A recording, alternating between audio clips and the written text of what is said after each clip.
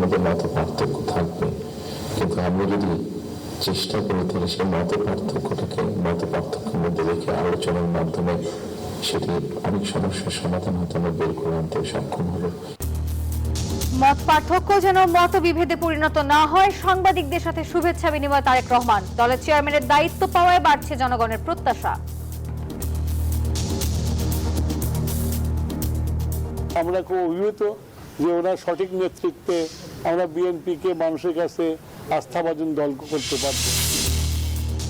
জামাত NCP জোট প্রস্তুত, 2-1 দিনের মধ্যেই আসন ঘোষণা। বিশেষ দলের প্রতি ঝুঁকছে সরকার, অভিযোগ নাহিদের।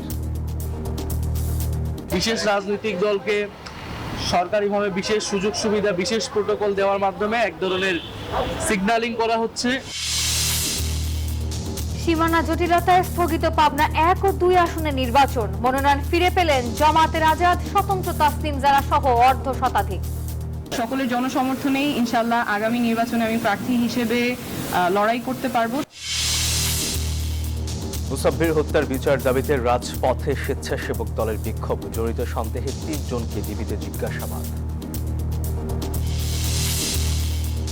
ব্যাংক খাতে শৃঙ্খলায় বিশেষ দেউলিয়া আদালতের সুপারিশ সিপিডির, অস্থিরতা কেটে গেছে দাবি অর্থ উপদেষ্টার।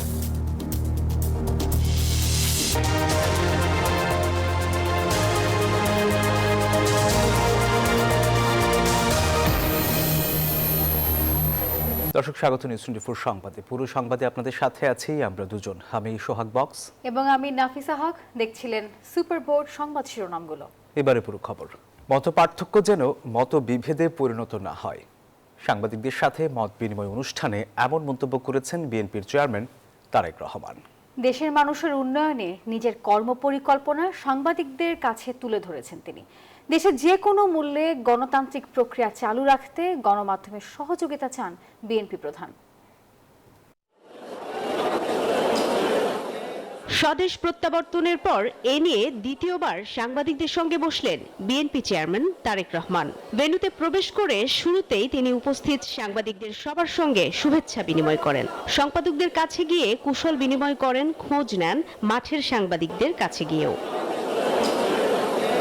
অনুষ্ঠানের শুরুতেই বক্তব্য রাখেন সম্পাদকরা, তুলে ধরেন গণমাধ্যম নিয়ে তাদের প্রত্যাশা ও প্রতিবন্ধকতার কথা। আমরা যদি ভবিষ্যতের বাংলাদেশকে সমাজ এবং বাংলাদেশের রাষ্ট্রের গণতান্ত্রিক রূপান্তর চাই, তাহলে অবশ্যই গণতান্ত্রিক রাজনীতির পাশাপাশি একটা গণতান্ত্রিক সাংবাদিকতার পরিবেশ থাকতে হবে। আমরা পরিপূরক, আমরা ওয়াচডগ হিসেবে আপনাদেরকে বস্তুনিষ্ঠভাবে দায়িত্বশীলতার সঙ্গে আপনাদের ভুল ত্রুটি আমরা ধরিয়ে দিতে চাই। এগ্রিকালচারে অনেক উন্নতি হয়েছে, কিন্তু গ্রাউন্ড ওয়াটার কিন্তু এখন প্রায় 80-90 ইয়ার্ড নিচে চলে গেছে। তারেক রহমান কথা শোনেন মাঠের সাংবাদিকদেরও, সেখানে উঠে আসে বেশ কিছু বিষয়। তাৎক্ষণিক উত্তরও দেন বিএনপি চেয়ারম্যান। গণমাধ্যমে নারীদের সংখ্যা যেন আরো বাড়ানো হয় এবং যারা আসে তারা যেন ঝরে না পড়ে এবং যারা কাজ করছে তাদের এগিয়ে যাওয়ার যে প্রতিবন্ধকতাগুলো আছে সেগুলো আপনারা অ্যাড্রেস করবেন বলে আশা রাখি। অনেক সময় নারীরা খুব হেনস্থার শিকার হচ্ছে। এখানে আজকে আপনারা যারা আছেন উপস্থিত, আপনাদের সকলকে অনুরোধ করবো, বোধহয় সংবাদ মাধ্যম মালিক, সম্পাদক সহ সাংবাদিক যারা আছেন, আমার মনে হয় সকলের এখানে একটা কোনো চিন্তা ভাবনা করা উচিত যাতে সমাজে এই প্রবণতাটা যাতে বন্ধ করা সম্ভব হয়। মূল বক্তব্যে বিএনপি চেয়ারম্যান বলেন, ভবিষ্যৎ সাংবাদিকতা স্বাধীন থাকবে। 5 আগস্টের আগের পরিস্থিতিতে ফিরে যেতে চায় না বাংলাদেশ। যারা দেশে ছিলেন আপনারা, তারা অবশ্যই আমার থেকে একটু বেটার ভালো জানবেন। তবে আমি একদম যে জানি না বোধহয় বিষয়টি তা নয়। আমার এক পাশে 1981 সালের একটি জানাজা, একই সাথে আমার এক পাশে 2025 সালের 31 ডিসেম্বরের একটি জানাজা, আর আমার আরেক পাশে 2024 সালের 5ই আগস্টের একটি ঘটনা। আসলে 5ই আগস্টে ফিরে যাওয়ার কোনোই কারণ নেই আমাদের। তারেক রহমান বলেন, মতের পার্থক্য থাকতেই পারে, তবে আলাপ আলোচনার মধ্য দিয়ে সব সমাধানই সম্ভব। আমাদের মধ্যে মত পার্থক্য থাকবে, কিন্তু আমরা যদি চেষ্টা করি তাহলে সেই মত পার্থক্যের মধ্যে রেখে আলোচনার মাধ্যমে সেটি অনেক সমস্যার সমাধান হয়তো আমরা বের করে আনতে সক্ষম হব, কিন্তু কোনোভাবেই সেটি যাতে মতবিভেদের পর্যায়ে চলে না যায়। মতবিভেদ হলে জাতিকে বিভক্ত করে ফেললে কি হতে পারে আমরা দেখেছি। গত 16 বছরে সাংবাদিকদের উপর নির্যাতনের কথা উল্লেখ করেন তারেক রহমান। ভবিষ্যতের বাংলাদেশ নিয়ে কাজ করার বিষয়ে নিজের পরিকল্পনার একাংশও তুলে ধরেন বিএনপি প্রধান। মানবাধিকার সম্পাদক সাহেব একটু বলেছেন যে আমার প্ল্যানটা পরিষ্কার না, আমার মনে হয় পুরোপুরি পরিষ্কার না হলে কিছুটা হয়তো আমি পরিষ্কার করতে সক্ষম হয়েছি। মারুফা রহমান, নিউজ 24, ঢাকা। তারেক রহমান বিএনপির চেয়ারম্যান হওয়ায় উচ্ছ্বসিত সারা দেশের বিএনপির নেতাকর্মীরা। দলটির স্থায়ী কমিটির সদস্য ইকবাল হাসান মাহমুদ টুকু বলেন, তারেক রহমানের নেতৃত্বে বিএনপির প্রতি জন আকাঙ্ক্ষা আরও বেড়েছে। জিয়া রহমান এবং বেগম খালেদা জিয়ার মতো তিনিও দেশ এবং দলকে এগিয়ে নেবেন, এমনটাই প্রত্যাশা তৃণমূল নেতাকর্মীদের। তারেক রহমান বাংলাদেশ জাতীয়তাবাদী দল বিএনপির চেয়ারম্যানের দায়িত্ব পাওয়ায় সারা দেশের নেতাকর্মীদের মাঝে বইছে আনন্দের বন্যা। প্রিয় নেতাকে দলের প্রধান হিসেবে পেয়ে উচ্ছ্বসিত দলের নেতাকর্মীরা। তারেক রহমানের রাজনীতির হাতেখড়ি জন্মস্থান বগুড়ায়, তাই এখানকার নেতাকর্মীরা একটু বেশি খুশি। তারা বলছেন জিয়াউর রহমান ও বেগম খালেদা জিয়ার মতো দল ও দেশকে এগিয়ে নেবেন তিনি। আমরা বগুড়াবাসী তাকে অভিনন্দন জানাই। বগুড়ার 50 লক্ষ জনগণের পক্ষ থেকে আমরা অভিনন্দন জানাচ্ছি। দেশ জাতির কাঙ্ক্ষিত আশা পূরণে সর্বোচ্চ সহযোগিতা দিয়ে বাবা শহীদ জিয়াউর রহমানের মতো, মা বেগম খালেদা জিয়ার মতো আদর্শ নিয়ে দেশকে ইনশাআল্লাহ একটা সোনালী বাংলাদেশ হিসেবে গড়ে তুলবে। তারেক রহমান দায়িত্ব পাওয়ায় আনন্দিত সিরাজগঞ্জের নেতাকর্মীরাও। বিএনপির স্থায়ী কমিটির সদস্য ইকবাল হাসান মাহমুদ টুকু বলেন, তার নেতৃত্বে বিএনপি জনগণের কাছে আস্থার দলে পরিণত হয়েছে। আমরা খুব অভিভূত যে ওনার সঠিক নেতৃত্বে আমরা বিএনপিকে মানুষের কাছে আস্থাভাজন দল করতে পারবো। সেটা হচ্ছে জনগণ তারেক রহমানের উপরে স্বতঃস্ফূর্ত আস্থা এনেছে এবং জনগণ মনে করে তারেক রহমান তাদের আস্থার মূল্য দিতে পারবে। নতুন চেয়ারম্যানের নেতৃত্বে দলকে এগিয়ে নেওয়ার প্রত্যয় ব্যক্ত করেন চট্টগ্রামের নেতাকর্মীরা। আজকে সবাই উৎফুল্ল, খুব আনন্দ, এবং আমরা বাংলাদেশের সমগ্র 18 কোটি মানুষ বিশ্বাস করে ওনার নেতৃত্বে বাংলাদেশ শহীদ প্রেসিডেন্ট জিয়াউর রহমান যেভাবে এগিয়ে নিয়ে গিয়েছিল স্বনির্ভর বাংলাদেশের দিকে, স্বাবলম্বী বাংলাদেশের দিকে, ইনশাল্লাহ ওনার নেতৃত্বে আরো এগিয়ে যাবে। বিএনপি ওনার নেতৃত্বে যেভাবে শক্তিশালী হয়েছে স্বৈরাচার বিরোধী আন্দোলনে, আগামী দিনেও বিএনপিকে উনি একটা শক্তিশালী এবং আগামী 12 ফেব্রুয়ারি নির্বাচনে বিজয়ের মাধ্যমে বিএনপিকে ক্ষমতায় নিয়ে যাবেন। এর আগে শুক্রবার রাতে রাজধানীর গুলশানে বিএনপি কার্যালয়ে দলের জাতীয় স্থায়ী কমিটির বৈঠকে দলের গঠনতন্ত্র অনুযায়ী তাকে দলের চেয়ারম্যান করা হয়। আলহাদি খান, নিউজ 24। অন্য জোটগুলোতে আসন নিয়ে অস্পষ্টতা থাকলেও এনসিপি জামায়াত জোট নির্বাচনের জন্য প্রস্তুত, আর 2-1 দিনের মধ্যেই আসবে আসন ঘোষণা। রাজধানীতে ইউর প্রতিনিধি দলের সঙ্গে বৈঠকের পর সাংবাদিকদের এমনটি জানিয়েছেন এনসিপির আহ্বায়ক নাহিদ ইসলাম। তিনি অভিযোগ করেন, সরকার একটি বিশেষ রাজনৈতিক দলকে সুবিধা এবং নিরাপত্তা দিচ্ছে।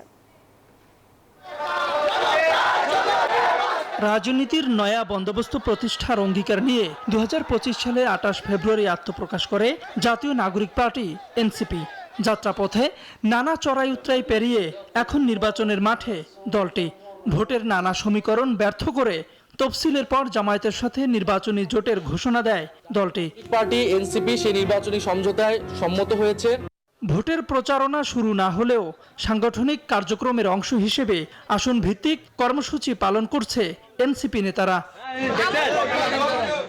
অন্য জোটগুলোতে আসন নিয়ে অস্পষ্টতা থাকলেও এনসিপি জামায়াত জোট নির্বাচনের জন্য প্রস্তুত বলে জানালেন নাহিদ ইসলাম। বলেন, আগামী 2-1 দিনের মধ্যেই আসবে আসন নিয়ে আনুষ্ঠানিক ঘোষণা। বিশেষ রাজনৈতিক দলকে সরকারিভাবে বিশেষ সুযোগ সুবিধা, বিশেষ প্রোটোকল দেওয়ার মাধ্যমে এক ধরনের সিগন্যালিং করা হচ্ছে এবং যেটা লেভেল প্লেইং ফিল্ডে বাধা তৈরি করতে পারে। শনিবার রাজধানীর একটি হোটেলে ইইউ প্রতিনিধি দলের সাথে বৈঠক শেষে এসব কথা বলেন নাহিদ ইসলাম। অভিযোগ করে বলেন, সরকার একটি দলকে বিশেষ সুবিধা ও নিরাপত্তা দিচ্ছে। আমরা আশা করি আমরা 11 বা আগামীকাল বা পরশুর মধ্যে আমরা হয়তো ঘোষণাটা আসবে। অন্তত এনসিপির জায়গা থেকে আমরা কত আসনে পড়তেছি এই জোটে সেটা আমরা পরিষ্কার করব। এদিকে কুমিল্লার এক অনুষ্ঠানে এনসিপির হাসনাত আব্দুল্লাহ বলেন, জনগণকে সাথে নিয়ে ভোট ডাকাতি প্রতিহত করা হবে। আমরা কি ভোট চুরি হতে দিব? আমার বিরুদ্ধে যদি কেউ ভোট দেয় সেই জন্য ভোটটা দিতে পারে, আমরা সেটার ব্যবস্থা ইনশাল্লাহ করব। কুমিল্লা দেবিদ্বারে ভারতীয় আগ্রাসন বিরোধী ওই পদযাত্রায় এনসিপি ও জামায়াতের নেতাকর্মীরা উপস্থিত ছিলেন। তাওহিদুল ইসলাম, নিউজ 24, ঢাকা। এবার জেডএসআরএম নির্বাচনের পথে।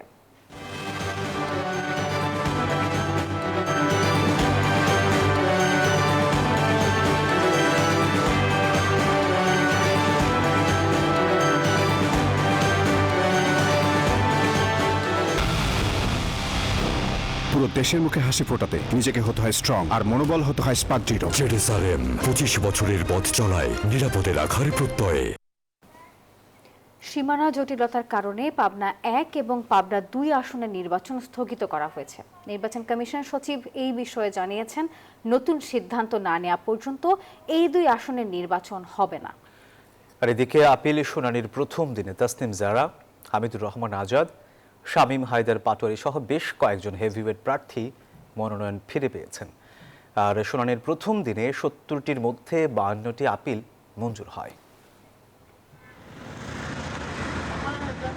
সাধারণত জাতীয় সংসদের 300 আসনে একই দিনে নির্বাচন হয়, তবে কোনো আসনে প্রার্থীর মৃত্যু, ভোটে অনিয়ম, আদালতের নির্দেশনা সহ বিভিন্ন কারণে এক বা একাধিক আসনে ভোট বন্ধ রাখতে পারে নির্বাচন কমিশন।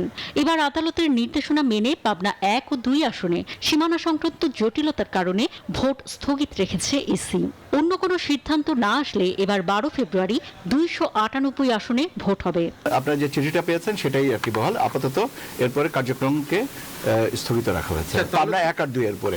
শুনানির প্রথম দিনে ঢাকা 8 আসনের স্বতন্ত্র প্রার্থী তাসনিম জারা, কক্সবাজার 2 আসনের জামায়াতে ইসলামের সহকারী সেক্রেটারি জেনারেল হামিদুর রহমান আজাদের মনোনয়ন বৈধ ঘোষণা করে ইসি।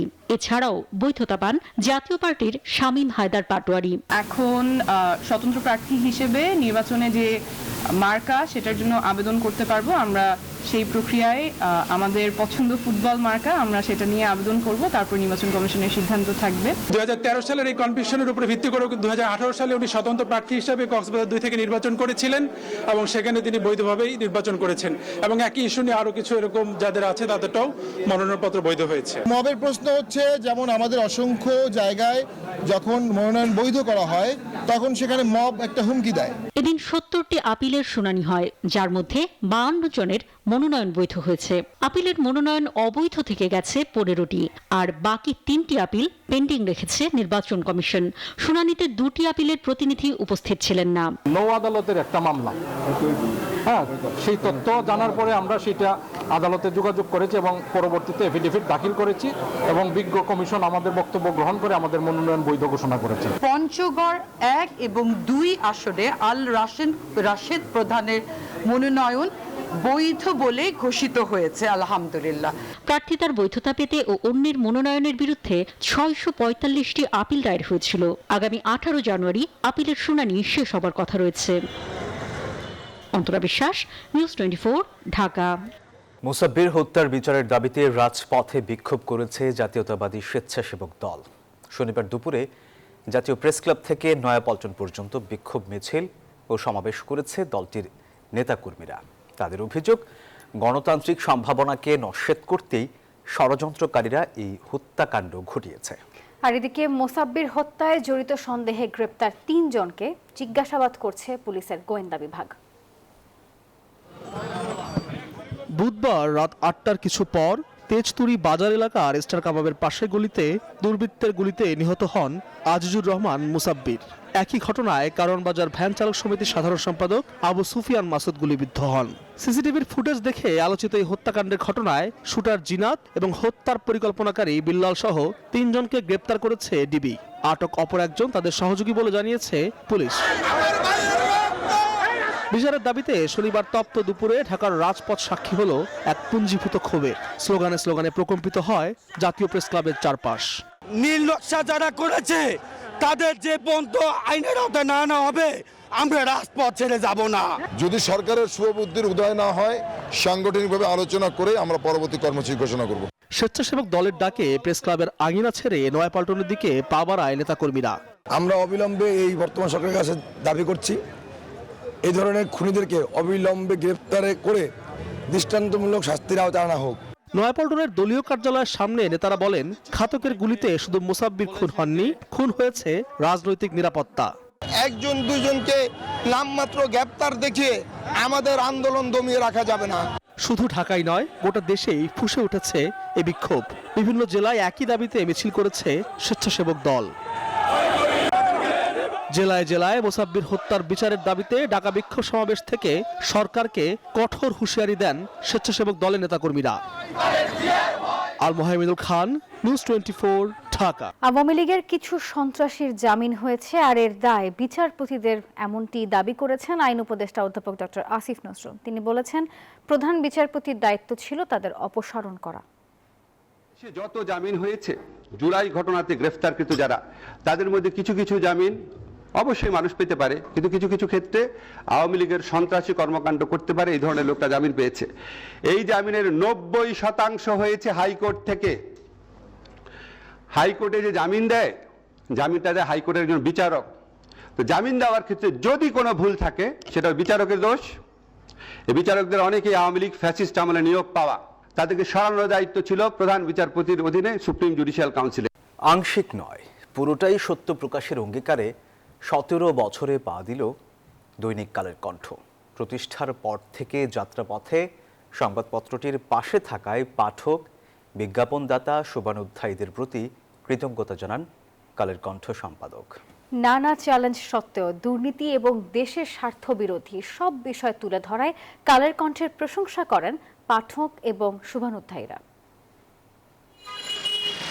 আংশিক নয়, পুরো সত্য, সাহসী এবং সত্য প্রকাশের এমন ব্রত নিয়ে যাত্রা দেশের পাঠক নন্দিত জাতীয় দৈনিক কালের কণ্ঠের। দেড় যুগের এই যাত্রায় নানা বাধা ছিল, তবে সত্য প্রকাশে থেমে থাকেনি, ছুটে চলেছে অবিরাম, করা যায়নি কণ্ঠরোধ।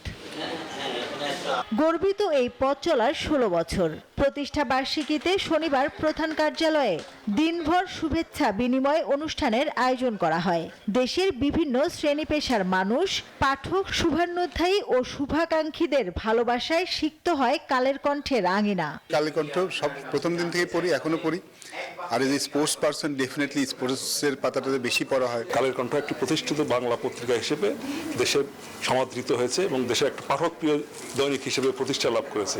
কালের কণ্ঠের নির্বাহী সম্পাদক জানান, সময় বদলেছে, চ্যালেঞ্জ বেড়েছে, কিন্তু বস্তুনিষ্ঠতা ও দায়বদ্ধতার জায়গায় অবিচল কালের কণ্ঠ। ডিজিটালি আমরা একটা চ্যালেঞ্জের মধ্যে তো আমরা যাচ্ছি। গুজব থেকে রেহাই পেতে হলে মেইন স্ট্রিমেই আমাদের ভরসা করতে হবে, আমাদের পাঠকদের, আমাদের দর্শকদের। পত্রিকাটির সম্পাদক এবং প্রকাশক জানালেন, পাঠকদের ভালোবাসাই কালের কণ্ঠের অনুপ্রেরণা। সামনের দিনগুলোতেও পাঠকদের প্রত্যাশা পূরণে সচেষ্ট থাকবে পাঠকপ্রিয় এই পত্রিকা। সততার সঙ্গে, সদিচ্ছার সঙ্গে, বস্তুনিষ্ঠতার সঙ্গে আমরা তথ্য বৃহত্তর পাঠক সমাজের কাছে পৌঁছে দিতে চাই। সকলের একান্ত প্রচেষ্টায় এবং ইচ্ছায় এবং অক্লান্ত পরিশ্রমের ফল আজকে কালের কণ্ঠ। কালের কণ্ঠ বাংলাদেশের সমস্ত বিচরণ করে। রাজনৈতিক অস্থিরতা, সামাজিক সংকট, প্রাকৃতিক দুর্যোগ থেকে শুরু করে দুর্নীতির বিরুদ্ধে কিংবা বৈশ্বিক চ্যালেঞ্জ, সব ক্ষেত্রেই দায়িত্বশীল সাংবাদিকতার মাধ্যমে মানুষের পাশে থেকেছে কালের কণ্ঠ। ভবিষ্যতেও অবিচল থাকবে এই পথ চলা, বলছেন দায়িত্বশীলরা। মাসুদা লাবনী, নিউজ 24, ঢাকা। দেশে এডিপি বাস্তবায়নের হার গত 10 বছরের মধ্যে সর্বনিম্ন। স্থবির হয়ে রয়েছে দেশি বিদেশি বিনিয়োগ, আর এমন বাস্তবতায় অর্থনীতি এখন গভীর সংকটের মধ্য দিয়ে যাচ্ছে। শনিবার সংবাদ সম্মেলনে এসব কথা জানিয়েছে বেসরকারি গবেষণা সংস্থা সিপিডি। সংস্থাটি বলছে, বিনিয়োগ ও কর্মসংস্থান নির্বাচিত সরকারের জন্য বড় চ্যালেঞ্জ। সুদের হার বাড়িয়ে নয়, বরং বাজার নিয়ন্ত্রণ ও সরবরাহ ঠিক রেখে মূল্যস্ফীতি নিয়ন্ত্রণ করতে হবে। দর্শক, নিউজ 24 সংবাদই ছিল এখনকার মতো। এতক্ষণ আমাদের সঙ্গে থাকার জন্য ধন্যবাদ সবাইকে।